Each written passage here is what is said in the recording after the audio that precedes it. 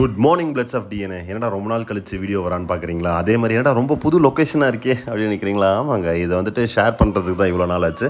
So நிறைய வீடு shift change overs, ஃபேமிலிக்காக மாறுற மாதிரி சுச்சுவேஷன்ஸ், பசங்களையும் நான் ஹேண்டில் பண்ணும்ல. இங்கே வந்து அக்கா வீட்டில் வந்துட்டு மாறிட்டோம். So correct.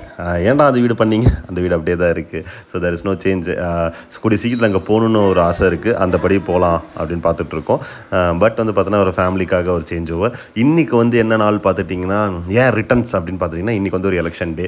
ஸோ இங்கே இருக்க நம்ம எல்லோரும் என்ன பண்ணோம்னா கண்டிப்பாக வந்து ஓட்டு போடணும். The power of the democracy அப்படின்னு சொல்லுவாங்க. கண்டிப்பாக போய் ஓட்டு போடுங்க. இவங்களுக்கெல்லாம் ஓட்டு உரிமை இருந்து தான் இவனும் போய் ஓட்டு உரிமை தூக்கி போய் ஓட்டை போட விட்டுருப்பேன். பட் இல்லை, தீர் பார்த்தீங்கன்னா ரொம்ப நாள் கழித்து திறந்து விட்றோம். என்னடா செம்மண் கலரில் இருக்கானுங்களே அப்படின்னு கேட்டிங்கன்னா அவங்க மொட்டை மாடில் இருக்கானுங்க. மொட்டை மாடில் அந்த சிமெண்ட் தர அந்த வந்துட்டு செம்மண் கலரில் இருக்கனால செம்மனாக இருக்கானுங்க. ஸோ இனிமேட்டு கூடிய விரைவில் வந்துட்டு ஒரு புது பரிமாணத்தில் புது இதில் அப்டேட்ஸ் கொடுக்கலாம் அப்படின்னு நினைக்கிறேன்.